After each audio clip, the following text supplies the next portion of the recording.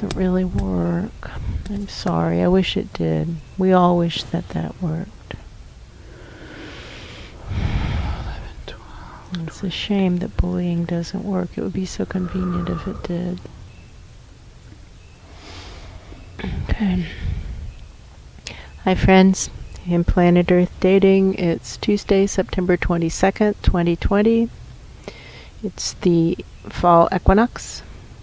In both the Lin Life and the Jamie Body Mind, the authorized souls remain only child souls from the deeper, denser dimensions, and all other souls from all other dimensions, as long as the souls are already living by the many search for truth rules already given to the search for truth community by wiser minds above all of us. And again, we remind everybody that in this era of soul-body disconnect, that the souls have the legal standing and the bodies do not.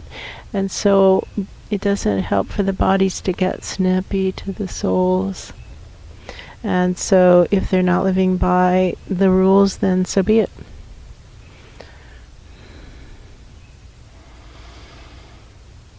And what that means is that that's their choice. It's still incumbent upon the host lives to live by the rules. Exactly. We're supposed to film here, and our attention is being brought strongly to that place where two trees are rubbing against each other and hurting each other. Yeah.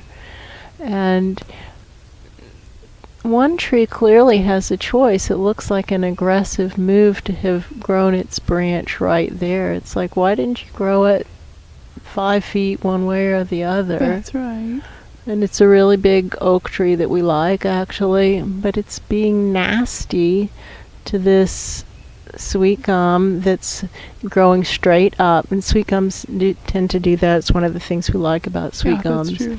And oaks tend to not grow straight up, and it's one of the things we don't care for about oaks. And they're talking about how it is when we know people or presences over a long period of time, that there are invariably things that we really like about the presence, and also things that we really don't care for about the presence, and that's always the case.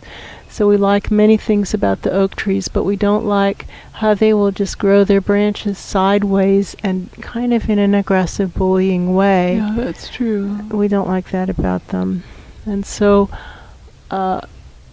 sometimes we will trim off the outbound limbs because they're aggressive and it's not appropriate. And our assignment has been for many, many years to create a bullying-free zone, at least in the areas that we're responsible for, and to not allow bullies to run roughshod over gentler creatures. And it's surprisingly challenging to do that. True. For him is the message. Why do you ask? And we have this filming assignment to film today, and they pointed out when we were saying, well, we're really not sure what we're supposed to film about, and there was much shrieking upstairs, and they were saying, you only get 2 equinoxes a year, there's only 2 a year, can you seriously be wanting to waste it? And we don't. No.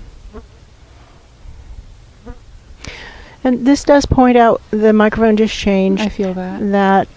There is harassment interdimensionally. This kind of whistleblowing work does attract poltergeists, and we acknowledge that. And we have a decade possibly of being harassed by poltergeists. Whatever, it does not faze us. And it's odd how many people seem to be terrified of the dead. That's true. I hear you. It does seem to be true. It's like they're dead. And they can knock things off shelves, it's true. And they can create problems. That's definitely true. Oh, yeah. But people in denser bodies can create more problems. Yeah, that's true. So we really think that the focus needs to be more on resolving the issues inside of this dimension in which we find ourselves in our primary characteristics. And that's true for everybody. Yeah, that's true. So to really try to have an impact in the dimension in which we find ourselves, especially during this really crucial era where humanity is destroying all life on Earth using tools sent in by the spirit world. And all of us who are still breathing have this assignment to stop that destruction and to stop it in a fair and just way, not to employ bullying or violence.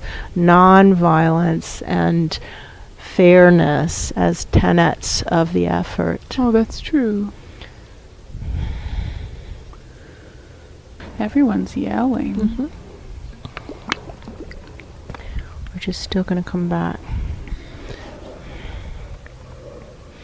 So there are things that we are sure of. We're sure that we're supposed to film now because it's the equinox and as close to the actual equinox as possible, which was at something like 9:36 this morning Eastern time. And we maybe should explain, somebody's saying step it back a little bit and explain what the equinox is. Thank you, that feels calm. The equinox is commonly explained as the day the sun passes the equator, but that explanation seems to ignore the reality that it's a heliocentric solar system. Yeah. And if there's anything that should be viewed as stationary, it's the sun. So the sun isn't passing the equator, nor does it rise in the morning and set in the evening. That's true. The sun is stationary. We are the ones who are turning. And so what's happening in the equinox is the Earth's tilt on its axis has straightened up with regard to the sun. And today is the day that the equator points toward the sun most closely. And so maybe equinox, equator, maybe that's what that is. We don't know. We always have thought of it as being equal in day and night, but it isn't. It depends where you are in the latitudes. So here, for example, the day is something like 10 minutes longer than the night right now. That's right. Or maybe less than 10 minutes off, but it's not equal. No. For him is the message. Why do you ask?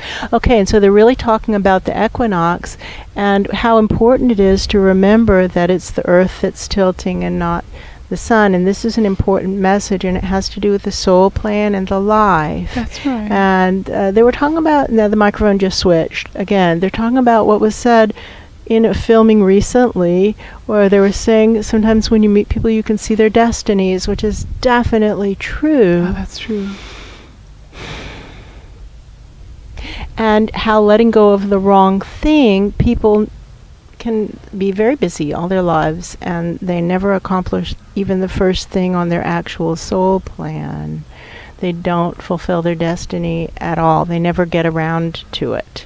That's and right. there was one class where we handed out round to it's so that people get around to their soul plan. But they didn't. No. Not that we expected them to. We're just trying to mix it up and be humorous and get people to do something, anything, at least turn around and face their soul plan and really look at it and take some action, some tiny action. And they're talking about this one psychotherapist. Yeah, they are. Who they maybe talked about in another filming recently. Did, a recent filming. And she had taken the first class, the level 1 class in learning this particular art, and it's a weekend workshop, and then you're supposed to take something from the class and practice it, and then when you come to the next class you'll have practiced that tool. And what she chose to take home with her to practice was making a vortex. That's right. And we're not going to go into the details of that right now. It's too long an explanation. But she employed that one energy technique, and it transformed her life, and it transformed her practice, her psychotherapy practice. And then she came back, and it could have been a year later before she took the second workshop, and she came back with that story, and it was very compelling. She's a wonderful person, and we appreciated having her participate in the classes. This is part of the tropical storms that are going past right now. Every several days we have a tropical storm coming through. This is a signal of climate change, and Very climate change so. should be the headline of every news show that's happening right now. And we don't think it's on the headlines at all, really, basically. No. For him is the message. Why do you ask? And that might be about the frame of reference. It's more like about the destiny. And so, friends, we're all supposed to be doing something to stop the destruction. And the destruction is happening because our society is self-destructive and we're participatory in the society. And we need to stop doing it. Yeah, that's like true. These love bugs are a good example. They're invasive. They don't belong here. No, that's true. And humanity brought them here inadvertently, presumably. We don't think anybody would have done it intentionally. No. And they are evolving. They have always been very placid, just kind of That's floating true. through the air, and Drifting. they're becoming much more aggressive. Yeah, that's true. For whom is the message? Why do you ask? We really want to talk about the wrong frames of reference. We're curious about this. For example, in this recent overnight, the visiting souls in both of these host lives separately kept insisting that tomorrow, meaning today, is Saturday, but That's right. today is Tuesday, and the host lives over here at least were correcting them and saying, no, tomorrow Yep. is Tuesday. Tomorrow's Tuesday. Was that also Yeah, happening there? same Okay, over so here. we're correcting them, saying, no, tomorrow's Tuesday. And then literally 30 seconds later, as if we had not said anything, they would go back to talking about how tomorrow is Saturday. It's kind of like talking to a man about something that the man doesn't want to hear. If you're a woman talking to a man, and men probably, you're not going to be able to relate to this, and I'm sorry, and wait till next life, because you are definitely going to be female and you will get to experience it, is that men don't pay any attention to you at all, even when you say something extremely important like, that light just turned red, and the man is still just gunning it. And the woman says, the light turned red, and the man is just completely ignoring the woman while speeding toward the intersection, which is now becoming more and more dangerous. Yes. And the woman goes, the light turned red! And the man says, why do you shout at me?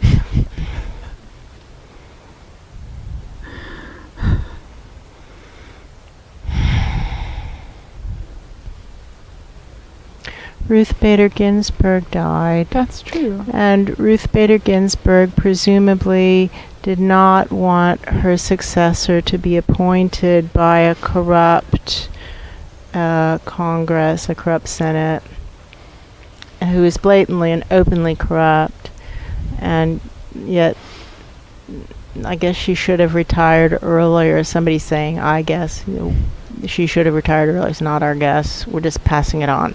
Some angel or divine presence who's responsible for the United States of America, Yeah, I feel that tie. Was trying to get her to consider whether or not to retire during an era when there was a Democratic president and a Democratic Senate, and the feeling for Ruth Bader Ginsburg was, it's not going to be a good replacement. Let me hold on. Surely a better opportunity will come. And she didn't retire, and then she found herself in a very troubling situation where there's a corrupt regime who actually wasn't even elected, No. but has become ensconced because of the vagaries of the situation. Exactly. And the literally openly corrupt Senate that no longer is following the laws that regulate Senate actions. Yes. So they're purporting to be a legislative body while themselves not following the laws. So it's just open corruption, which is fine.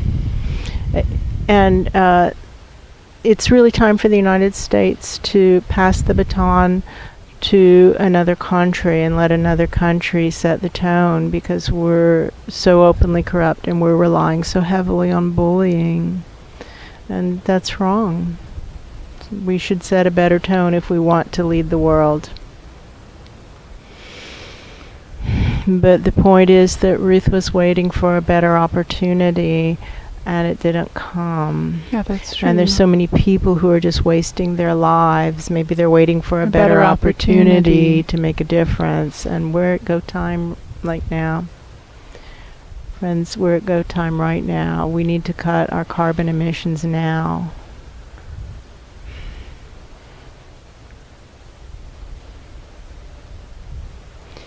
And because it isn't happening, then it's really wise to just acknowledge that and understand that these so-called civilizations that are societies, these societies are going to come apart under the strains that are inevitable as agriculture collapses and storms pick up and flooding picks up and the natural disasters escalate, as is happening in the American West and in the Southeast, American Southeast, and other places also. Hey, do you guys know a hurricane is on track to hit Greenland? A hurricane is on track to hit Greenland. You might want to take that in.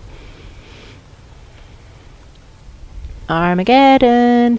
And another one is heading east toward Portugal. Again, Armageddon. Atmospheric collapses. Should be front page news. They should be headlines. Yeah, that's right.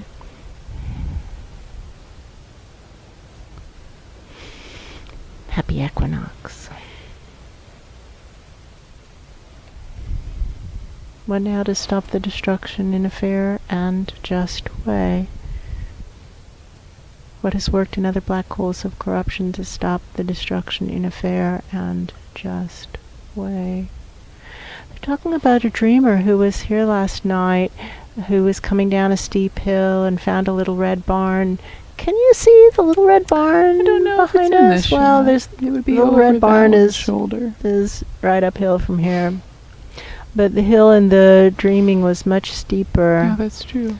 And it was heavily wooded, and the only structure on it was the little red barn, and it didn't have its lean-to. It was just the barn itself. And it still had its foundational problem, the erosion That's of being on right. the hill. And that problem was still there, even though all the other, they're saying, trappings of civilization were removed. The little greenhouse that its closest neighbor, or one of the closest neighbors, was not there. The chicken coop was not there. The fencing was not there. Nothing was there except the red barn itself and the erosion problem, which That's was right. undisturbed. And the dreamer started picking up branches and placing them to terrace the hill. That's what you do. You terrace the hill.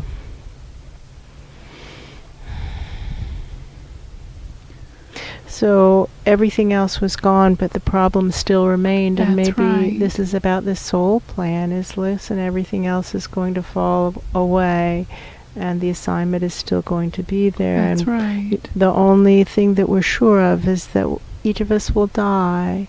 And when we die, as is inevitable, that conversation is coming. What did you do on your sacred vows to Spirit? What did you do?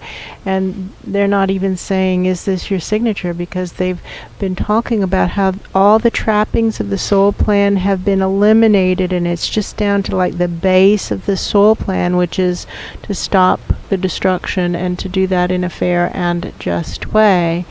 And the metaphor is of a mast of a sailboat, and all of the mast has been removed except for maybe about a foot, yay high, and it's thick and wide. It's clearly the base, and it's not made of wood. It's made of some kind of compound that thing's going to be around for hundreds of years, is how it looks. Exactly. Stop the destruction in a fair and just way. What has worked in other black holes of corruption to stop the destruction in a fair and just way?